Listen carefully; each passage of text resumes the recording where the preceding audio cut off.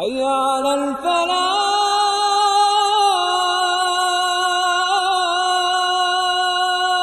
الفلاح حي على الفلاح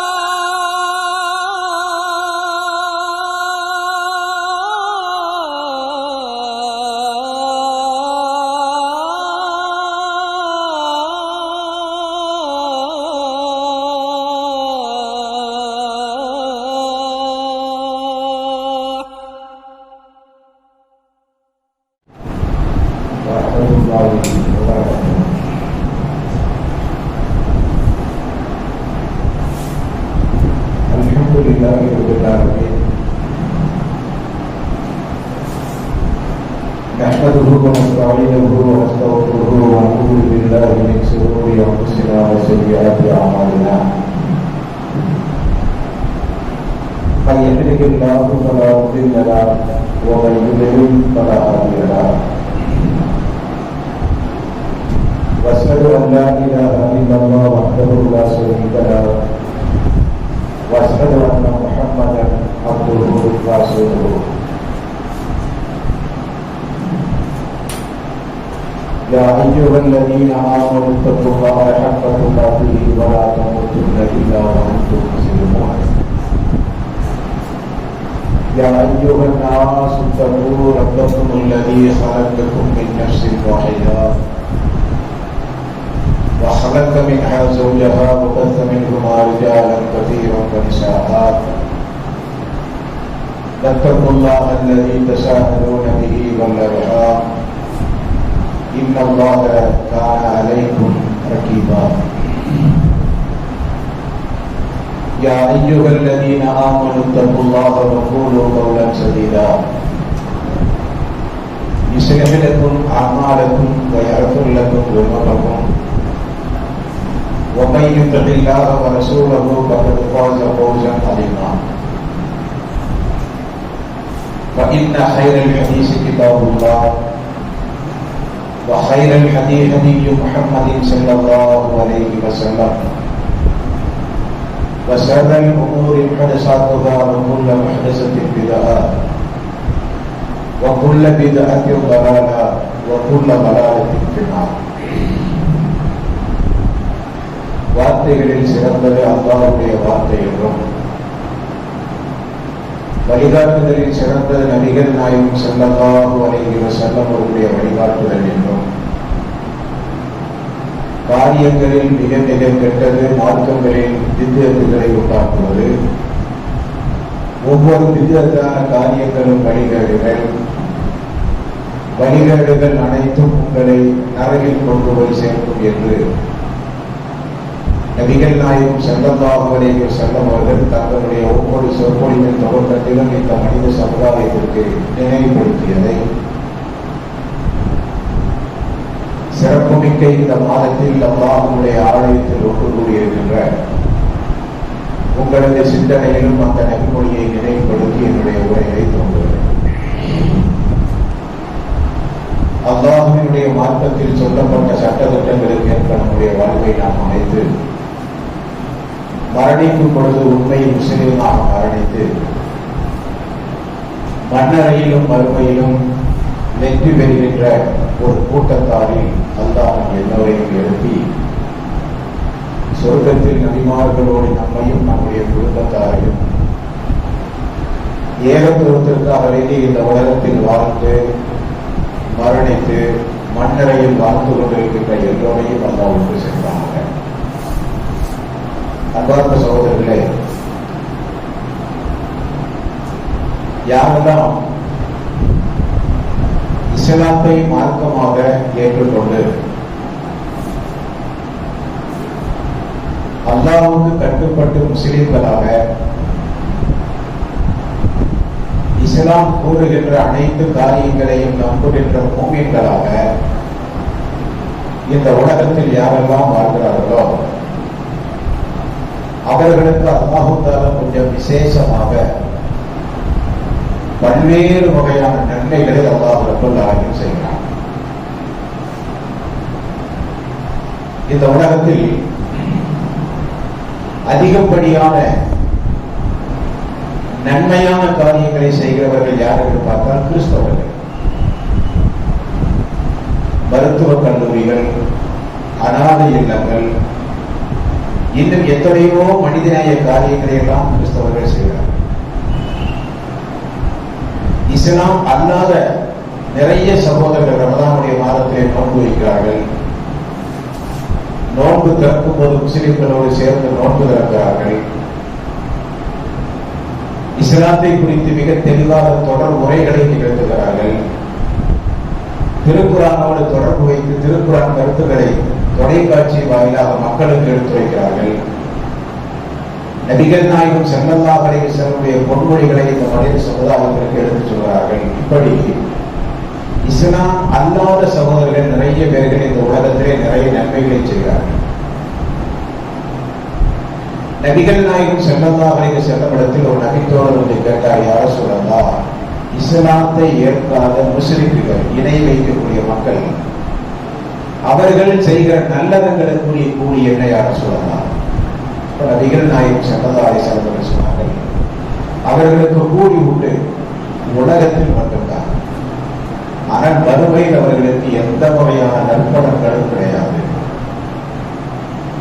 மறுமையில் நற்பலன்கள் யாருக்கு என்றால் மூமின்களுக்கு, இஸ்லாத்தை ஏற்றுக்கொண்ட மக்களுக்கு, அல்லாஹ்வை ரப்பாக ஒப்புக்கொண்ட மக்களுக்கு தான் இம்மையிலும் கூலி, மறுமையிலும் கூலி.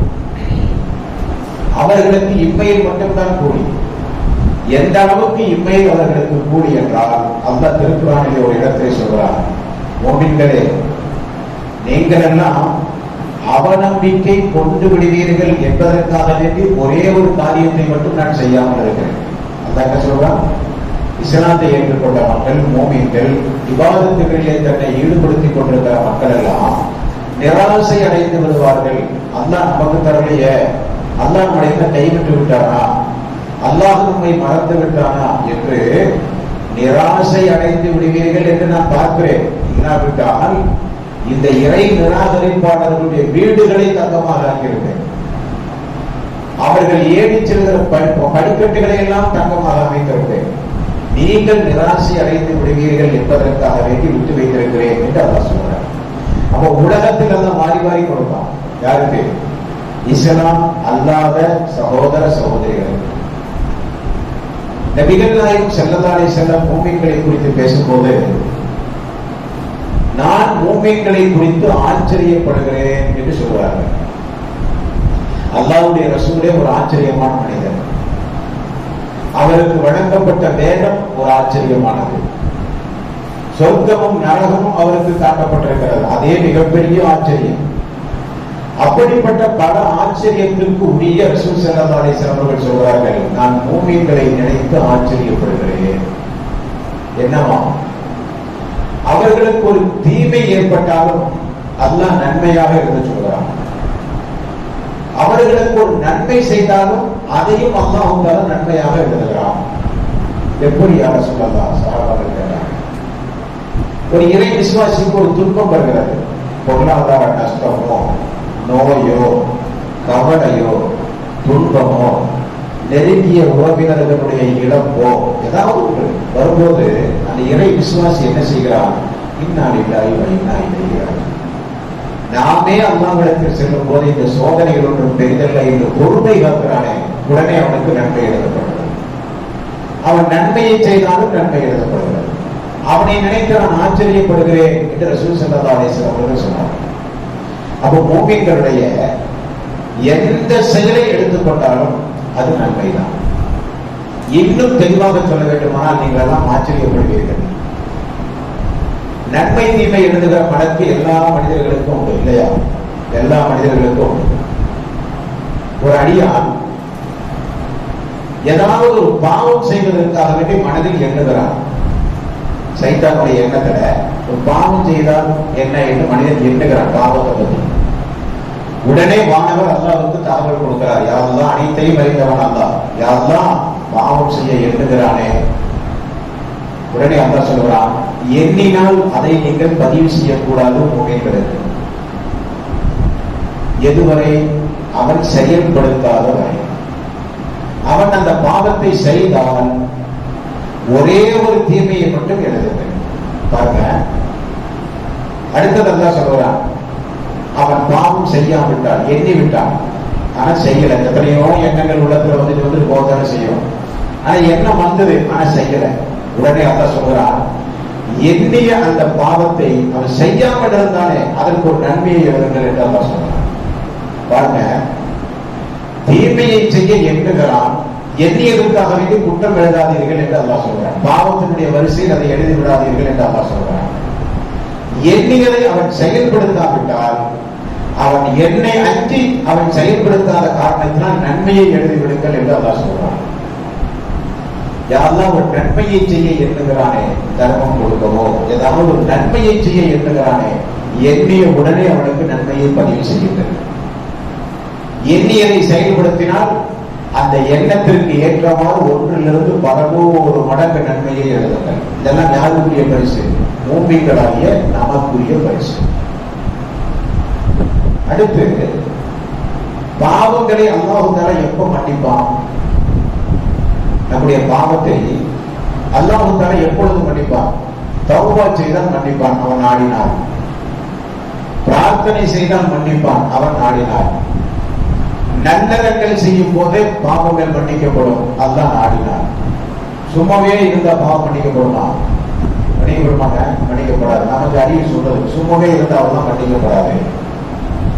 ஆனால் அல்லாஹ் தஆலா ஒவ்வொரு வாரத்தினுடைய திங்கள், வியாழன் 2 நாள் யாரெல்லாம் சிறுக்கு வைக்காமல் உலகத்தில் வாழ்கிறார்களோ, யாரெல்லாம் சண்டையிட்டு 3 நாட்களுக்குள் மீண்டும் சலாம் சொல்லி உறவாடுகிறார்களோ, அப்படிப்பட்டவர்களுக்கெல்லாம் திங்கள், வியாழன் பொது மன்னிப்பு. அவங்களுக்கெல்லாம் அவருடைய வாழ்க்கையில செய்த சிறு சிறு பாவங்களுக்கு ஒரு பொதுவான மன்னிப்பு திங்கள், வியாழன். இது யாருக்குரியது? மூமின்களாகிய நமக்குரியது. ஏன் அல்லாஹ் இவ்வளவு பாவ மன்னிப்புகளை உலகத்தில் ஏற்பாடு செய்கிறான் என்றால், மரணிக்கும் போது பாவம் செய்யாதவர்களாக நாம் மரணிக்க வேண்டும் என்பது அல்லாஹ்வுடைய எண்ணம். ஆகவே அல்லாஹ் என்ன செய்வான் தெரியுமா? தொடர்ந்து நம்மை சோதித்துக் கொண்டே இருப்பான். யாரை அல்லாஹ் அளவுக்கு அதிகமாக நேசிக்கிறானோ அவர்களை அல்லாஹ் அளவுக்கு அதிகமாக சோதிப்பான். ஏன் அப்படி சோதிக்கிறான்? அவர்கள் மரணிக்கும் போது பாவத்திற்கு அப்பாற்பட்டவர்களாக, உலகத்திலேயே எல்லா பாவங்களும் மன்னிக்கப்பட்டு, மறுமையினுடைய பட்டோடையில், பாவத்தினுடைய பட்டோடையில் ஒரு பாவம் கூட இல்லாதவர்களாக அல்லாஹ்வை சந்திக்க வேண்டும் என்பதற்காக வேண்டி அல்லாஹ்வை ஏற்றார். இந்த வரிசையில இன்றைக்கும் நாளைக்கும் மூமின்களுக்கு அல்லாஹ் தஆலா கொடுக்கக்கூடிய பல்வேறு வகையான சிறப்புகள் இம்மையில் அல்ல, மறுமையில். ஏன்னா திங்கட்கிழமை எந்த அளவுக்கு இந்த வகுப்பு நடக்கும் சொல்ல இயலாது. ஆகவே இந்த 2 தினங்களும் மறுமையில் அல்லாஹ் தஆலா மூமின்களுக்கு வழங்கக்கூடிய எவ்வளவு பெரிய ஒரு அற்புதமான, மூமின்களே ஆச்சரியப்படக்கூடிய வகையில் அல்லாஹ் தஆலா கொடுக்கக்கூடிய சிறப்பு அம்சங்களை எல்லாம் நாம் தெரிந்து கொண்டால், நம்மால் இயன்றவரை பாவத்திலிருந்து விலகி, முடிந்தவரை நற்கர்மங்களை செய்து முஸ்லீமாக மரணிப்பதற்கு ஒரு வாய்ப்பாக அமையும். மூமின்களுக்கு அல்லாஹ் தஆலா மறுமை நாளில் என்ன செய்கிறான் பாருங்கள். 57வது அத்தியாயத்துடைய 12வது வசனத்தில் அல்லாஹ் சொல்றான், யௌம தரல் முஃமினீன வல் முஃமினாத். மூமினான ஆண்களுக்கும் மூமினான பெண்களுக்கும் யஸ்ஆ நூருஹும் பைன ஐதீஹிம், அல்லாஹ் ஒரு ஒளியை கொடுப்பான் மறுமையில். அந்த ஒளி அவர்களுடைய முன்னும் அவர்களுடைய வலது புறமும் வேகமாக அந்த ஒளி வீசிக்கொண்டிருக்கும். அல்லாஹ் சொன்னான். 66வது அத்தியாயத்துடைய 8வது வசனத்திலும், யௌமலா யுஹ்ஸில்லாஹு நபிய்ய வல்லதீன ஆமனூ மஅஹு, அல்லாஹ் யாரை இழிவுபடுத்துவானோ அவர்களை அல்லாமல் மூமின்களை அல்லாஹ் தஆலா மறுமை நாளிலே இழிவுபடுத்த மாட்டான். இழிவுபடுத்தாத மூமின்களுக்குரிய அந்த நாளில் நபிக்கும் மூமின்களுக்கும் அல்லாஹ் தஆலா நூறுஹும் யஸ்ஆ பைன ஐதீஹிம் வ பிஐமானிஹிம், ஒரு ஒளியை கொடுப்பான். அது அவருடைய வலதுபுறமும் இடதுபுறமும் விரைந்து செல்லும் என்று அல்லாஹ் தஆலா திருக்குர்ஆனிலே சொல்றார். இறை விசுவாசிகள் அந்த ஒளியை குறித்து அல்லாஹ்விடத்தில் செய்யக்கூடிய துஆவையும் அல்லாஹ் ரப்பல் ஆலமீன் திருக்குர்ஆனில் சொல்றார். எந்த அளவுக்கு என்றால், இறை விசுவாசிகள் கூறும்போது, ரப்பனா அந்த ஒளியை எங்களுக்கு நீ நீட்டி தருவாயாக, அந்த பிரகாசத்தை எங்களுக்கு இடையில் நீ அணைத்து விடாமல் எல்லா வகையிலும் அந்த பிரகாசத்தை எங்களுக்கு நீ நீட்டித்தாயா அல்லாஹ் என்று இறை விசுவாசிகள் அல்லாஹ்விடத்திலே பிரார்த்தனை செய்வார்கள் என்றும் 66வது அத்தியாயத்தில் 8வது வசனத்தில் அல்லாஹ் சொல்றான். யகூலுன ரப்பனா அத்மிம் லனா நூரனா வஃபிர் லனா இன்னக அலா குல்லி ஷைஇன் கதீர். யா அல்லாஹ் அந்த ஒளியை எங்களுக்கு நீ முழுமைப்படுத்தி தருவாயாக. அது என்ன ஒளி? மூமின்களுக்கு அவனுடைய விசேஷமாக அல்லாஹ் கொடுக்கக்கூடிய ஒளி என்ன என்றால், நியாய தீர்ப்பு நாளில் தீர்ப்புகள் எல்லாம் சொல்லப்பட்ட பிறகு சொர்க்கத்தை ஒவ்வொரு மனிதர்களும் அல்லாஹ்வுடைய நியதிக்கு ஏற்றவாறு சொர்க்கம் செல்வார்கள். இந்த சொர்க்கம் செல்வதற்கு முன்னதாக நபிகள் நாயகம் ஸல்லல்லாஹு அலைஹி வஸல்லம் அவர்கள் கூறுகிறார்கள், மறுமை நாளில் பக்கி என்கிற கபரஸ்தான் மதீனாவில், அந்த கபரஸ்தான் போய் நின்று கொண்டு ஒரு நாள் ரசூல் ஸல்லல்லாஹு அலைஹி வஸல்லம் துஆ செய்தார்கள். இன்னா லில்லாஹி வ இன்னா இலைஹி ராஜிஊன் அல்லாஹும்ம ஆஜிர்னி ஃபீ முஸீபத்தி வ அம்லிக் லி கைரன் மின்ஹா. யா அல்லாஹ், இவர்களெல்லாம் மரணித்து விட்டார்கள், நாடினால் நாங்களும் பின்னால் வரவிருக்கிறோம் என்று கூறிவிட்டு, நான் என்னுடைய சகோதரர்களை எதிர்பார்க்கிறேன் என்று சொன்னார்கள், பார்த்து ஆசைப்படுகிறேன் என்று சொன்னார்கள். சஹாபாக்கள் கேட்டார்கள், யார சொல்றா? நாங்கள் தான் உங்களோடு இருக்கிறோமே, நாங்கள் தானே உங்களுடைய சகோதரர்கள். நீங்கள் அல்ல, நீங்கள் என்னுடைய தோழர்கள். சகோதரர்கள் யார் என்றால், அவர்கள் என்னை இன்னும் பார்க்கவே இல்லை, இனிமேல்தான் அவர்கள் வரப்போகிறார்கள். இப்படி ஒரு தூதர் உண்டு என்பதை நம்பி இனிமேல் வாழக்கூடிய மக்கள் நம்மை சொல்கிறார்கள் ரசூல் ஸல்லல்லாஹு அலைஹி வஸல்லம், அவர்கள் தான் என்னுடைய சகோதரர்கள். அப்ப எப்படி பார்ப்பீர்கள்? அவர்கள் உங்களை பார்க்கவில்லை, நீங்கள் அவர்களையும் பார்க்கல, எப்படி நீங்க அவர்களை பார்க்க போறீங்க? எப்படி என்றால், அல்லாஹ் தஆலா என்னுடைய சமுதாயத்திற்கு மட்டும், என்னை பின்பற்றுகின்ற என்னுடைய சமுதாயத்திற்கு மட்டும் அல்லாஹ் தஆலா மறுமை நாளிலே ஒரு விசேஷமான அடையாளத்தை கொடுப்பான். ஆதம் நபியிலிருந்து உலகம் அழிகிற நாள் வரை மக்கள் கூட்டத்துல எந்தெந்த நபி எந்தெந்த சமுதாயத்துடைய நபின்னு யாருக்கு தெரியும்? அப்ப இதெல்லாம் முஹம்மதுடைய சமுதாயத்தை சார்ந்தவர்கள் என்பதற்காக வேண்டி ஒரு ஐடென்டிஃபை, ஒரு அடையாளம் என்னுடைய சமுதாய மக்களுக்கு வழங்கப்படுகிறது. எப்படியான சொல்லலாம்? எப்படி என்றால், ஒரு கருப்பு ஒட்டக கூட்டத்திற்கு மத்தியில், குதிரை கூட்டத்திற்கு மத்தியில் ஒரே ஒரு குதிரை, முகம் மட்டும் வெள்ளையாக, கால்கள் மட்டும் வெள்ளையாக, ரோமங்கள் வெள்ளையாக இருந்தால் அந்த கருப்பு கூட்டங்களுக்கு மத்தியில் அந்த குதிரையை அடையாளம் காண முடியுமா? முடியாதா? முடியும். அதே போல இந்த மனித சமுதாய கூட்டத்திற்கு மத்தியில் நானும் அடையாளம் கண்டுகொள்வேன். என்ன அடையாளம் என்றால், என்னுடைய உம்மத் ஒது செய்கிற காரணத்தினால் ஒதுவினுடைய உறுப்புகள் எல்லாம் மறுமை நாளிலே பிரகாசமாக ஒழிக்க ஆரம்பிக்கும். முகங்கள், கைகள், கால்கள், தலைகள், இவைகள் எல்லாம் பிரகாசமாக ஒழிக்க ஆரம்பிக்கும். அபூ ஹுரைரா ரலியல்லாஹு அன்ஹு அவர்கள் சொல்கிறார்கள், ஒது செய்யும் போது கைகளை கொஞ்சம் நீட்டி கழுவுங்கள், சோர்வு வராது. கால்களை கழுவும் போது கொஞ்சம் முடிந்தவரை மேல் நோக்கி உள்ளுக கழுவுங்க. முகத்தை கழுவும் போது கழுத்தோடு சேர்த்து கொஞ்சம் தண்ணீரை நனைத்து கழுவுங்கள். ஏனென்றால் எந்த அளவுக்கு ஒதுவனுடைய உறுப்புகளை நீட்டி கழுவுகின்றீர்களோ அந்த அளவுக்கு அந்த பிரகாசம் நீட்டி கிடைக்கும் மறுமை நாளில் ரசூல் ஸல்லல்லாஹு அலைஹி வஸல்லம் சொன்னார். அப்ப இது இந்த உம்மத்திற்கு மட்டும் கிடைக்கக்கூடிய, மூமின்களுக்கு மட்டுமே கிடைக்கக்கூடிய முக்கியமான ஒரு ஐடென்டிஃபை. அப்ப இதுல இன்னொரு மெசேஜ் நமக்கு வருது. என்ன?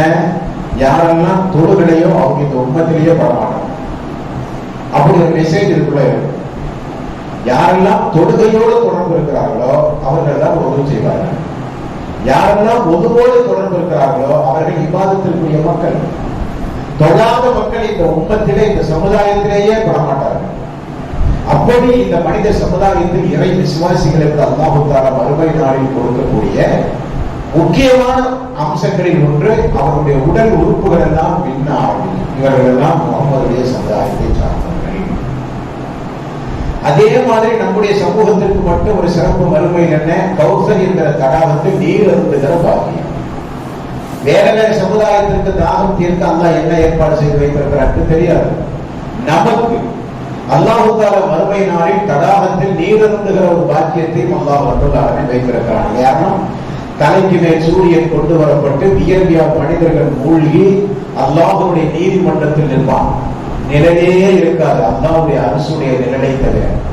அப்படிப்பட்ட அந்த நாளில் மனிதர்களுக்கு நீர் அருந்த வாய்ப்பு. இவர்களெல்லாம் முகமதுடைய சமுதாயம் என்று தெரிந்து கொள்கிற வகையில் மூமின்களுக்கு உடல் உறுப்புகளிலே ஒரு பிரகாசம். இந்த பிரகாசம் போகத்தான் அல்லாஹ் தஆலா மறுமை நாளில் இறை விசுவாசிகளுக்கு நான் ஆரம்பத்தில் ஓதிய அந்த வசனத்தில் அல்லாஹ் ரப்பல் ஆலமீன் சொன்னானே, யௌம தரல் முஃமினீன வல் முஃமினாத் யஸ்ஆ நூருஹும் பைன ஐதீஹிம், அவர்களுக்கு நான் மறுமை நாளிலே ஒரு ஒளியை கொடுப்பேன், அவருடைய முன்னும் வலதும் அந்த ஒளி வீசிக்கொண்டே இருக்கும் என்று அல்லாஹ் சொன்னார். இது எதற்காக என்றால், மறுமை நாளில் சொர்க்கம் சென்ற மக்களுக்குரிய அமைப்பு முறையை அல்லாஹ் தஆலா எப்படி வைத்திருக்கிறான் என்று புகாரி முஸ்லிம் போன்ற ஹதீஸ்களை பார்க்கும்போது, அல்லாஹ் தஆலா தீர்ப்பெல்லாம் சொன்ன பிறகு சொர்க்கவாசிகளை அல்லாஹ் தனியாக பிரிப்பான்.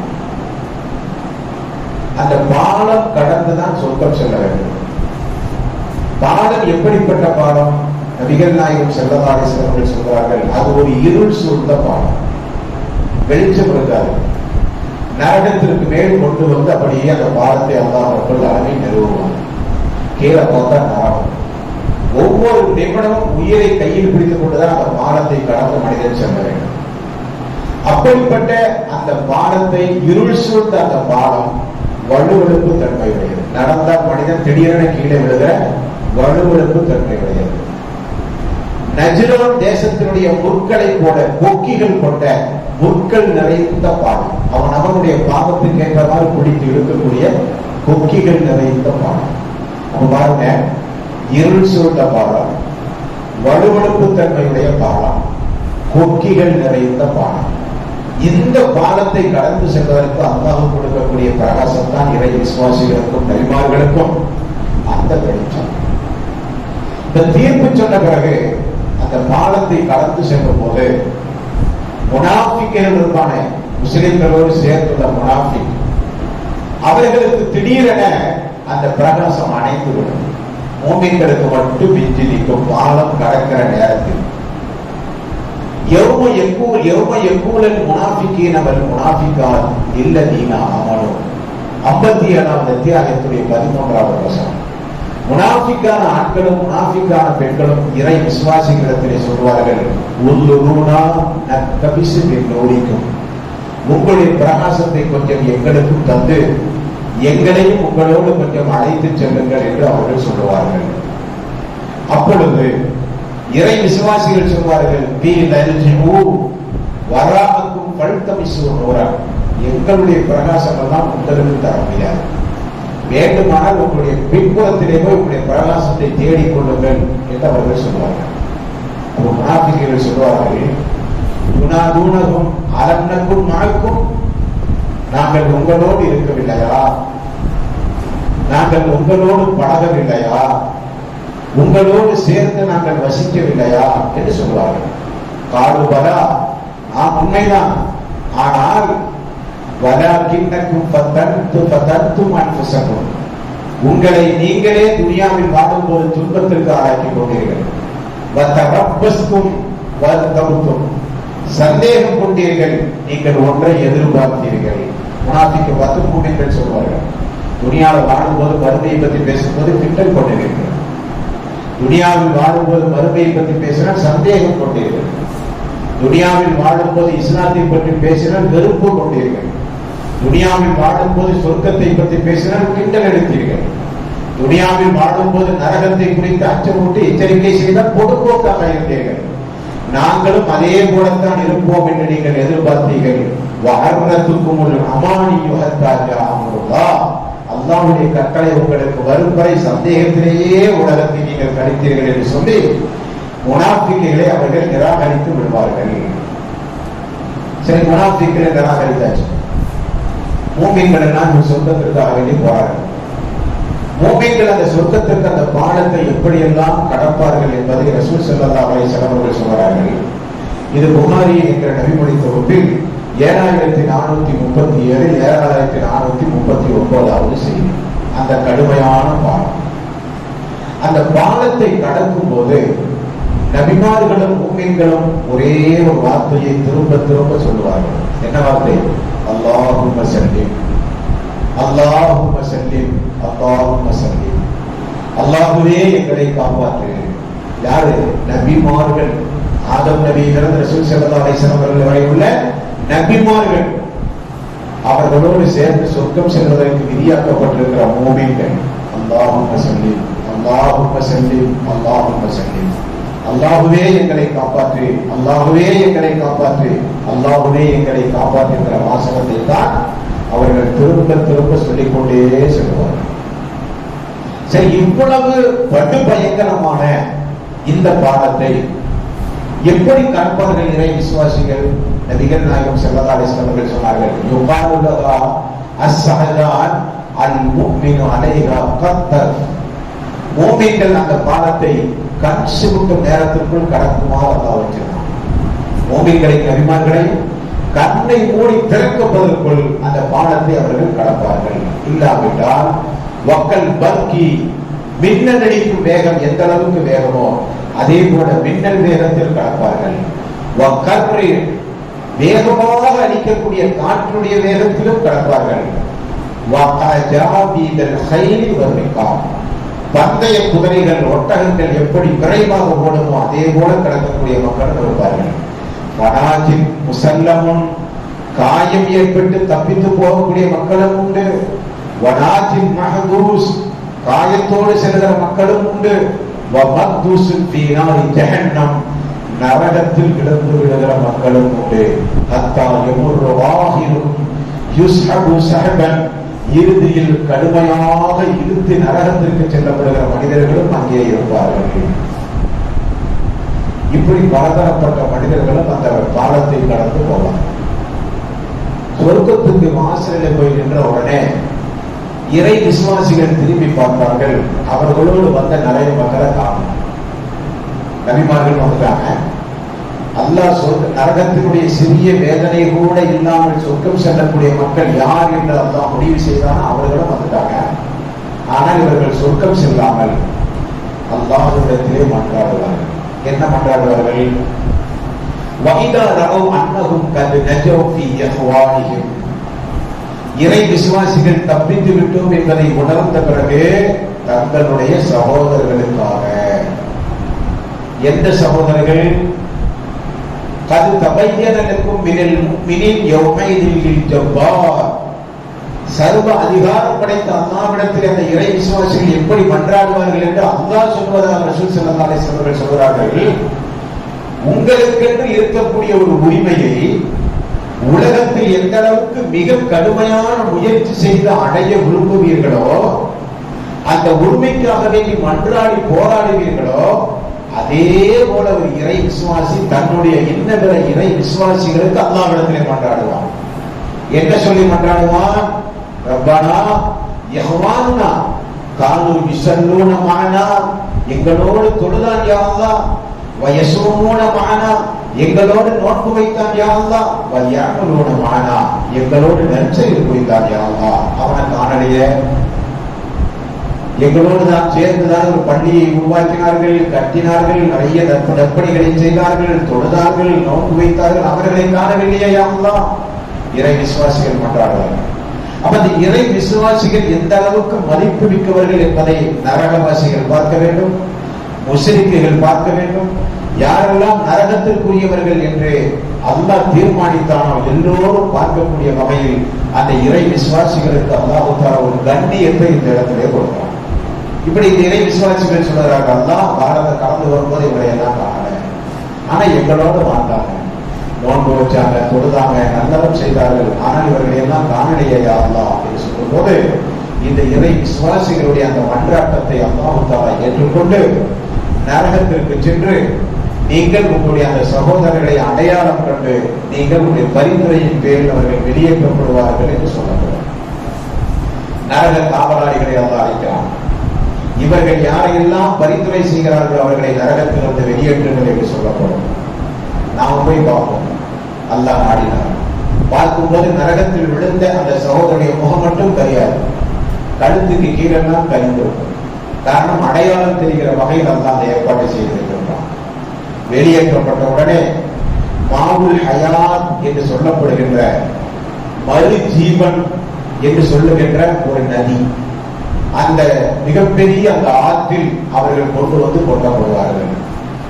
கொட்டப்பட்ட உடனே பயிர்கள் எப்படி அழகுபட பிழைக்குமோ அதே போல படிச்சுட்டு அவர்கள் மின்ன ஆரம்பிப்பார்கள். அவர்களை அழைத்துக் கொண்டு இறை விசுவாசிகள் சொர்க்கம் சொல்வார்கள். அப்ப இறை விசுவாசிகளுக்கு மறுமை நாளில் அல்லாஹ் ரப்பல் ஆலமீன் கொடுக்கக்கூடிய சாக பெரிய முதல் சந்தோஷம், நாமெல்லாம் அல்லாஹ்வுடைய ரசூலை பின்பற்றுகிற மக்கள் என்கிற ஒரு அந்தஸ்து, உறுப்புகள் எல்லாம் பிரகாசமாகக்கூடிய ஒரு அந்தஸ்து. இரண்டாவது வகையான ஒரு அந்தஸ்து, கண் சிமிட்டும் நேரத்திற்குள் மின்னல் வேகத்தில் வேகமாக பாய்ந்து செல்லக்கூடிய குதிரையினுடைய வேகத்தில், கொடுமையாக அடிக்கக்கூடிய காற்றுடைய வேகத்தில் பாடம் கடந்து செல்கிற ஒரு பாக்கியம். மூன்றாவது பாக்கியம், இன்னபிற சகோதரர்களுக்கு பரிந்துரை செய்கிற பாக்கியம். இவ்வளவு பாக்கியத்தையும் பெற்று சொர்க்கத்திற்குள் போன உடனே ஒரு மலக்கு அங்கே வருவார். சொர்க்கமே நமக்கு மிகப்பெரிய ஒரு சந்தோஷம். ஆனா இப்போ ஒரு சந்தோஷம் நமக்கு கிடைக்க போகுது. அல்லாஹ் நாடினார், சொர்க்கம் அல்லாஹ் நமக்கு தந்தார். அது என்ன சந்தோஷம் என்றால், இந்த அறிவிப்பை கேட்ட உடனே சொர்க்கவாசிகள் சந்தோஷப்படுவார்களாம். நரகவாசிகள் எல்லாம் மிகப்பெரிய கவலைக்கு உள்ளாக்கப்படுவார்களாம். அது என்ன? நரகவாசிகளே என்று ஆணவர், சொர்க்கவாசிகளே என்று ஒரு வானவர் அழைப்பார். எல்லா சொர்க்கத்து மக்களும் ஒரு இடத்திலே ஒன்று கொள்வார்கள். ஒரு ஆடு கொண்டு வரப்படும். ஒரு வானவர் அந்த ஆட்டை கொண்டு வருவார். இது என்ன என்று கேட்பார். இது மனிதனுக்கு வழங்கப்பட்ட உயிர். உயிர் ஒரு ஆட்டினுடைய வடிவத்திலே கொண்டு வரப்பட்டு சொர்க்கவாசிகளுக்கு கற்பிக்கப்படும். இது உங்களுடைய உடம்பிலே கொடுக்கப்பட்டிருந்த, துனியாவில் கொடுக்கப்பட்டிருந்த உயிர் என்று சொல்லி அந்த ஆட்டை அறுப்பார்கள். இனி உங்களுக்கு மரணமே கிடையாது என்று சொல்லப்படும். யாருக்கு? சொர்க்கவாசிகளுக்கு. உயிர் அறுக்கப்பட்டு விட்டது, இனி உங்களுக்கு மரணமே கிடையாது என்று சொன்னவுடன் சொர்க்கவாசிகள் மிகுந்த மகிழ்ச்சி அடைவார்கள். மரணம் இல்லாத வாழ்வுதான் சொர்க்கத்தினுடைய வாழ்வு. நரகவாசிகளே என்று அழைக்கப்படும். அந்த ஆடு அறுக்கப்படும். இதுதான் உங்களுடைய உயிர், இனி உங்களுக்கும் மரணம் கிடையாது என்று சொல்லப்படும். உடனே நரகவாசிகள் எல்லாம் மிகுந்த கூச்சலிடுவார்கள். அல்லாஹு தஆலா அதிலிருந்து நம் அனைவர்களையும் காப்பாற்றும். இது முதலில் அல்லாஹு தஆலா கொடுக்கக்கூடிய, சொர்க்கவாசிகளுக்கு கொடுக்கக்கூடிய, சொர்க்கம் சென்ற பிறகு கொடுக்கக்கூடிய மிக முக்கியமான ஒரு மகிழ்ச்சி. அடுத்து சொர்க்கவாசிகளுக்கு கொடுக்கக்கூடிய மகிழ்ச்சி என்ன? நண்பர்கள் எல்லாம் கூட்டிட்டு போயாச்சு. நம்ம அம்மா அப்பா, நாம பெற்ற மக்கள், நம்மை பெற்ற நம்முடைய தாய் தந்தையர்கள், நம்முடைய நெருங்கிய உறவினர்கள், இவங்கெல்லாம் வேணுமா இல்லையா? அவர்களெல்லாம் இணை வைக்காமல் இருந்தால் அதான் ரொம்ப முக்கியம். என்ன காரணம்னா, இணை வைத்து விட்டால் ரசூல் ஸல்லல்லாஹு அலைஹி வஸல்லம் தாய் தந்தையர்கள் கூட சொர்க்கம் செல்ல முடியாது. அப்படிதானே? நபிகள் நாயகம் ஸல்லல்லாஹு அலைஹி வஸல்லம் அவருடைய தாய் தந்தையர்களுக்கே சொர்க்கம் கிடையாது. இன்னும் சொல்ல வேண்டுமானால் அல்லாஹ்வுடைய நண்பர் என்று அழைக்கப்படுகிற இப்ராஹிம் அலைஹிஸ்ஸலாத்து வஸலாம் தந்தை அவருக்கு சொர்க்கம் போக முடியாது. இன்னும் சொல்ல வேண்டுமானால் நூஹ் அலைஹிஸ்ஸலாத்து வஸலாம் அவர்கள் நபிமார்களின் தந்தை என்று சொல்லப்படுகிற நூஹ் நபியினுடைய மனைவி மகன் சொர்க்கம் போக முடியாது. அதே நேரத்தில் ஃபிரௌனுடைய மனைவி சொர்க்கம் போவார்கள். அல்லாஹ் தஆலா யாருக்கு சொர்க்கம் கடமை என்று தீர்மானித்தான் அவர்களெல்லாம் யார் என்றால், அல்லாஹ்வை வணங்கிய மக்கள், இணை வைக்காத மக்கள், இணை வைத்தலை கடுகளவு கூட நினைத்து பார்க்காத மக்கள், அவர்களெல்லாம் சொர்க்கம் போயிடுவாங்க. மறுமையில இந்த பாவம் கடந்து நரகத்தில் விழுந்த மக்களை எல்லாம் இறை விசுவாசிகள் எப்படி பரிந்துரை செய்து வெளியேற்றினார்களோ அதே போல வானவர்களும் துவா செய்வார்கள் இறை விசுவாசிகளுக்காக வேண்டி. யா அல்லாஹ், இந்த இறை விசுவாசிகள் உனக்காக வேண்டி ஈமான் கொண்ட மக்கள், உன்னுடைய வேதத்தை நம்பி வாழ்ந்த மக்கள், உன்னுடைய தூதரை பின்பற்றிய மக்கள், அவர்களுக்கு என்னுடைய பரிந்துரையை ஏற்றுக்கொண்டு அவர்களை மட்டுமல்ல அவருடைய குடும்பத்தாரையும் சேர்த்து சொர்க்கத்திற்கு அனுப்புவாயாக என்று வானவர்களுடைய பரிந்துரை. நபிகள் நாயகம் ஸல்லல்லாஹு அலைஹி வஸல்லம் அவர்களுடைய பரிந்துரை, அல்லாஹ்வுடைய ரசூலுடைய பரிந்துரை யாருக்கு கிடைக்கும், அல்லாஹ்வுடைய ரசூலோடு சொர்க்கத்தில் யார் இருப்பார்கள் என்பதை நாளைக்கு இன்ஷா அல்லாஹ் பார்க்கிறோம். அல்லாஹ்வுடைய ரசூலுடைய பரிந்துரை, எல்லா பரிந்துரை முடித்த உடனே மாணவர்கள் சொல்வார்கள், யா அல்லாஹ் பரிந்துரை முடிந்தது. அப்ப அல்லாஹ் சொல்லுவான், ஒரு பரிந்துரை மீதம் உண்டு. வானவருடைய பரிந்துரை முடிந்தது, மூமின்களுடைய பரிந்துரை முடிந்தது, நபிமார்களுடைய பரிந்துரை முடிந்தது, இனி ஒரு பரிந்துரை உண்டு. அதற்கு பிறகு நரகம் போட்டப்படும். அது என்ன பரிந்துரை? என்னுடைய பங்குக்கு தனிப்பட்ட அடிப்படையில் நானும் கொஞ்சம் நரகத்திலிருந்து மக்களை வெளியேற்றுவேன் என்று சொல்லி அல்லாஹ் கொஞ்சம் தன்னுடைய பங்குக்கும் வெளியேற்றுவான். நம்முடைய மூமின்களுடைய பரிந்துரை, நபிமார்களுடைய பரிந்துரை, வானவர்களுடைய பரிந்துரை, அல்லாஹ்வுடைய பரிந்துரை எல்லாம் யாருக்கு என்றால் புகாரியிலே நீண்ட ஒரு செய்தி உண்டு. யாருடைய உள்ளத்தில் கோதுமை அளவு தௌஹீத் உண்டுமோ, கோதுமை அளவு தௌஹீத், அதாவது இன்னும் சொல்ல வேண்டுமா, தௌஹீதை தவிர அவங்க ஒண்ணுமே இல்லை, தௌஹீதை தவிர ஒன்றும் கிடையாது. கோதுமை அளவு யாருக்கு உள்ளத்தில் தௌஹீத் உண்டுமோ அவர்களை வெளியேற்றுங்கள். கடுகளவு யாருடைய உள்ளத்தில் ஏகத்துவம் உண்டுமோ இரண்டாவது கட்டமாக அவர்களை வெளியேற்றுங்கள். அணு அளவு யாருடைய உள்ளத்தில் ஏகத்துவம் உண்டுமோ அவர்களையும் வெளியேற்றுங்கள். இறைவா, எல்லாரும் வெளியேற்றப்பட்டு விட்டார்கள் என்று சொன்ன உடனே நரகம் பூட்டப்படும், அனுப்பப்பட்ட உடனே சொர்க்கமும் பூட்டப்படும். இந்த நரகம் பூட்டப்படுவதற்கு முன்னதாக அல்லாஹ்வுடைய அனுமதியின் பேரில் கடைசியாக ஒரு மனிதன் சொர்க்கம் செல்வான். சொர்க்கம் என்பது ஒரு சொர்க்கம் அல்ல, 100 சொர்க்கம். ரசூல் ஸல்லல்லாஹு அலைஹி வஸல்லம் சொன்னார், சொர்க்கம் என்பது 100 சொர்க்கம், 100 படித்தரங்களை கொண்டது சொர்க்கம். அதில் முதல் படித்தரம் என்ன, கடைசி படித்தரம் என்ன? சொர்க்கத்திற்கு இறை விசுவாசிகள் குடும்பத்தோடு எப்படி செல்வார்கள்? சொர்க்கத்தில் இறை விசுவாசிகள் நபிமார்களோடு இருக்கும் பொழுது எப்படி சந்தோஷப்படுவார்கள்? சொர்க்கத்தில் இறை விசுவாசிகள் குடும்பத்தோடு போன பிறகு, நபிமார்களோடு போய் சேர்ந்து இருந்த பிறகு, ஜன்னத்துல் ஃபிர்தௌஸ் என்ற அந்தஸ்தையும் பெற்ற பிறகு, அந்த சொர்க்கத்தையே மறக்கக்கூடிய வகையில் அவர்களுக்கு மீண்டும் ஒரு சந்தோஷம் கொடுக்கப்படும். அந்த சந்தோஷத்தை சொர்க்கவாசிகள் எல்லாம் சொல்வார்கள், சொர்க்கத்து இன்பங்களையே நாங்கள் மறந்து விட்டோம் என்று சொல்லுகிற அளவுக்கு ஒரு சந்தோஷம் உண்டு. அந்த சந்தோஷம் என்ன என்பதை இன்ஷா அல்லாஹ் நாளைக்கு நாம் பார்ப்போம். எல்லாம் வல்ல அல்லாஹ் ரப்பல் ஆலமீன் நாம் செய்த நல்லறங்களின் கூலியை நிறைவாக மறுமையிலே தந்து நரக நெருப்பின் சிறிய வேதனை கூட இல்லாமல் சொர்க்கம் செல்கிற ஒரு வாக்கியத்தை அல்லாஹ் அனைவருக்கும் தருவாங்க. நாளை தினம் இன்ஷா அல்லாஹ் இன்னும் கொஞ்சம் நேரத்தை நீட்டி, ஏன்னா திடீர்னு இருக்குமா இருக்காதான் தெரியல, நாளைக்கு ஏகதேச அந்த சொர்க்கத்து இன்பங்களை எல்லாம் ஓரளவுக்கு இன்ஷா அல்லாஹ் முழுமைப்படுத்தக்கூடிய வகையில ஒரு 9 மணியிலிருந்து நேரத்தை கொஞ்சம் நீட்டி இன்ஷா அல்லாஹ் நடத்துவோம். ஆகிய ரோமானின் அஸ்ஸலாமு அலைக்கும் வரஹ்மத்துல்லாஹி